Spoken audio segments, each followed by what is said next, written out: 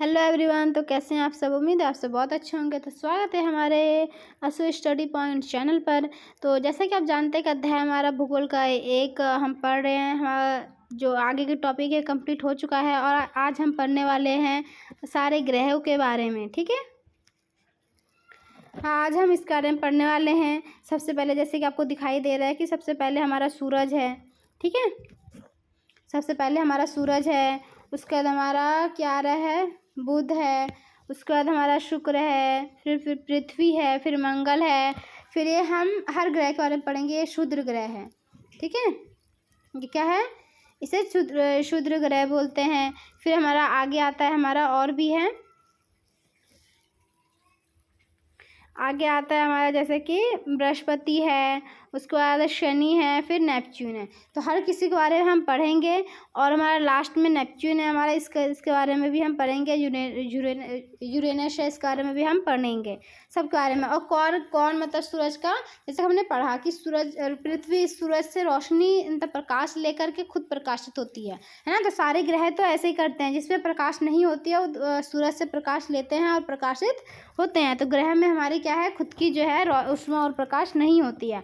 तो हम सबका देखते हैं कि सूरज को कौन कितना दिन तक चक्कर लगाता है। हम जानते हैं कि जो पृथ्वी हमारे सूरज के चारों ओर चक्कर लगा रही है।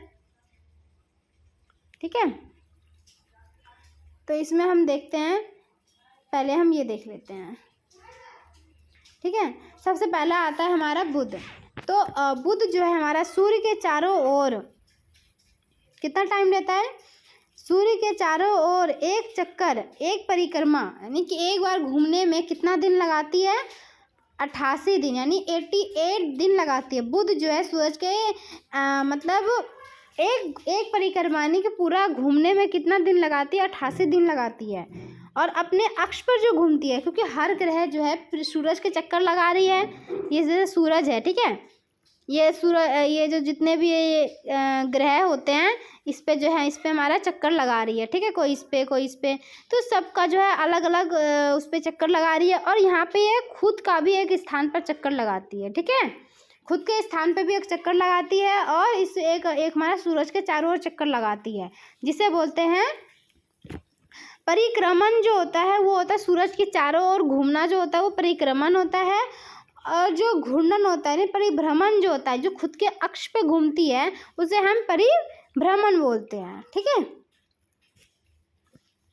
तो आगे बढ़ते हैं। आगे आता है हमारा शुक्र, मतलब बुध जो है हमारा, बुध सूरज के चारों ओर एक परिक्रमा करती है 88 दिन में, और अपने अक्ष पे जो घूमती है, वो अक्ष पे घूर्णन जो होती है वो करती है वो 59 डेज में, यानी कि 59 दिन में।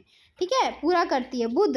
याद रखना, बुध जो है हमारा 88 दिन में सूरज के चक्कर लगा लेती है और अपने अक्ष पे जो है क्या बोलते हैं 59 दिन में, यानी कि 59 डेज में क्या है, उसके अपने अक्ष पे घूर्णन लगा लेती है।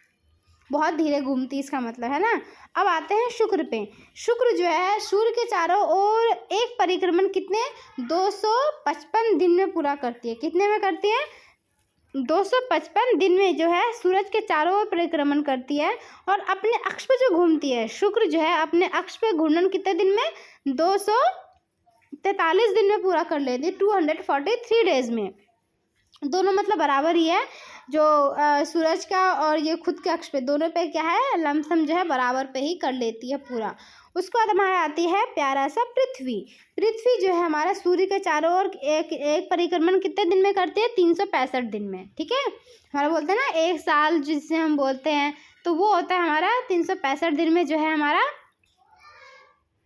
अपना सूरज के चारों ओर चक्कर लगा लेती है। और अपने अक्ष पे कितने दिन में चक्कर लगाती है, एक दिन में। सोचो कितनी फास्टेस्ट घूमती है ना, बहुत ही तेज घूमती है, जो एक दिन में क्या करती है, अपने अक्ष पे चक्कर लगा लेती है और सूर्य के चारों ओर 365 दिन में लगा लेती है। उसके बाद हमारा नेक्स्ट आता है मंगल। तो मंगल जो है हमारा सूर्य के चारों ओर एक परिक्रमण जो है 687 दिन में पूरा करती है, यानी कि 687 डेज में जो है सूरज के चारों ओर चक्कर लगा लेती है और अपने अक्ष पर जो है एक दिन में घूम लेती है। ठीक है, ये बहुत स्पीड से इसका मतलब घूमती है। और यहाँ पे क्या, चंद्रमा की संख्या कितनी है, 2 है। ठीक है, और आंतरिक ग्रह जो किसे कहते हैं, आंतरिक ग्रह सूर्य के बहुत नज़दीक है, ये चट्टानों से बने होते हैं, इससे हम बोलते हैं आंतरिक ग्रह। ठीक है, यहाँ पे हमारा नोट्स में दिया हुआ है जो हमारा चंद्रमा है। ठीक है, तो यहाँ मंगल पे 2 चंद्रमा होती है, जैसे हमारी पृथ्वी पे 1 चंद्रमा है ना, तो मंगल पे 2 चंद्रमा होती है। तो अब हमारा नेक्स्ट आता है बृहस्पति।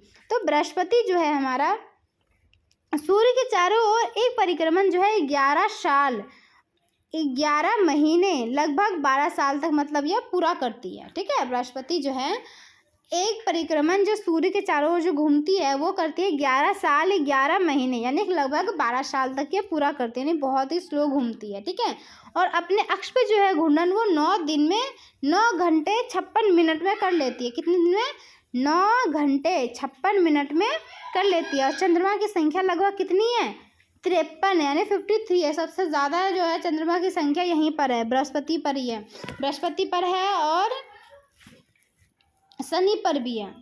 ठीक है, तो ये थी हमारी कुछ ग्रह के बारे में। अब नेक्स्ट आता है हमारा शनि। शनि जो है सूर्य के चारों ओर एक परिक्रमण जो है 29 साल 5 महीने में पूरा करती है और अपने अक्ष पे जो घूमती है वो 10 घंटे 40 मिनट में घूम लेती है। यानी कि ये तो साल बहुत टाइम लगाती है सूरज के चारों ओर घूमने में, लेकिन जो अपने अक्ष पे जो घूमती है बहुत स्पीड से घूमती है। ठीक है, तो क्या है, सूर्य के चारों ओर कितने 29 साल 5 महीने में पूरा करती है और अपने अक्ष पे जो घूमती है 10 घंटे 40 मिनट में ही पूरा कर लेती है। और चंद्रमा की संख्या लगभग कितनी होती है? 53 होती है। बृहस्पति और शनि पे सबसे ज़्यादा है चंद्रमा की संख्या, हमारे तो पृथ्वी पर तो एक ही है ना। और देखो बाह्यग्रह किसे बोलते हैं? जो बाहर जैसे कि सूर्य से बहुत दूर होते हैं, जो सूर्य के पास होते हैं वो आंतरिक ग्रह होते हैं और सूर्य से जो बहुत दूर होते हैं उसे बाह्यग्रह बोलते हैं तथा बहुत बड़े आकार के हैं और ये गैस या तरल पदार्थों से बने हैं। ठीक है, गैस से या फिर तरल पदार्थों से ये बने होते हैं। ओके फ्रेंड्स, तो इसमें अब आगे देखते हैं। जैसे कि बाह्यग्रह हमारे ये आंतरिक वो होते हैं ना, जैसे कि इसके बीच आता है सूक्ष्म ग्रह। जैसे कि ये आंतरिक ग्रह होते हैं जो सूक्ष्म ग्रह के अंदर आते हैं और बाह्य ग्रह वो होते हैं जो सूक्ष्म ग्रह के बाद आते हैं। सूक्ष्म ग्रह उसमें वो होते हैं जिसमें कि छोटे छोटे से क्या होते हैं, वो भी एक ग्रह ही है लेकिन वो पूरी तरह से बने नहीं होते हैं, वो बनने की प्रगति पर होते हैं, उसे सूक्ष्म ग्रह बोलते हैं। ठीक है, उसके बारे में भी हम पढ़ेंगे, अच्छे से डिस्कस करेंगे। आज हमने आपको इतना ही पढ़ना है। ठीक है, अब हमारा नेक्स्ट आ रहा है हमारा यूरेनस। तो यूरेनस जो है हमारा कितने कितने दिनों में करती है ये देख लेते हैं। यूरेनस जो है सूर्य के चारों ओर एक परिक्रमण जो है 84 साल में मतलब करती है। यूरेनस जो है सूर्य के चारों ओर जो चक्कर लगाते हैं ना, परिक्रमण करती है, वो करती है 84 साल में और अपने अक्ष पे जो घूमती है वो 17 घंटे 14 मिनट में ही घूम लेती है। ठीक है, और चंद्रमा की संख्या कितनी होती है? लगभग 27 होती है, यानी कि 27 होती है यूरेनस में। यूरेनस जो हमारा ग्रह है उसमें हमारी 27 जो है चंद्रमा जो होती है, चंद्रमा जो है चंद्रमा की संख्या होती है। ठीक है, सबका आपको बस ये ना एक एक करके आपको ना कहीं पे लिख लेना है, एक पर्ची पे कॉपी के पन्ने पर और गेट पे या फिर अपने जहाँ पे सोते हो वहाँ कहीं आसपास में चिपका लेना, जैसे तुम बार बार उसे देखो तो आपको याद हो जाइए। याद करना बहुत ज़रूरी है। अगर आप 1 नंबर में पूछा जा सकता है, इसका करेक्ट आंसर दोगे तभी ही नंबर मिलेगा, नहीं तो नहीं मिलेगा, है ना। इसलिए तो यूरेनस हमने पढ़ लिया। आता हमारा नेपच्यून सूर्य के चारों ओर एक परिक्रमण जो है 164 साल में पूरा करती है। 164 साल लगाती है एक परिक्रमण पूरा करने के लिए, सूर्य के चारों ओर चक्कर लगाने के लिए। ठीक है, और अपने अक्ष पर जो घूर्णन करती है वो करती है 16 घंटे 7 मिनट इतने मतलब अपने अक्ष पर नेपच्यून जो है 16 घंटे 7 मिनट में ही पूरा कर लेती है। और चंद्रमा की संख्या कितनी होती है? 13 होती है।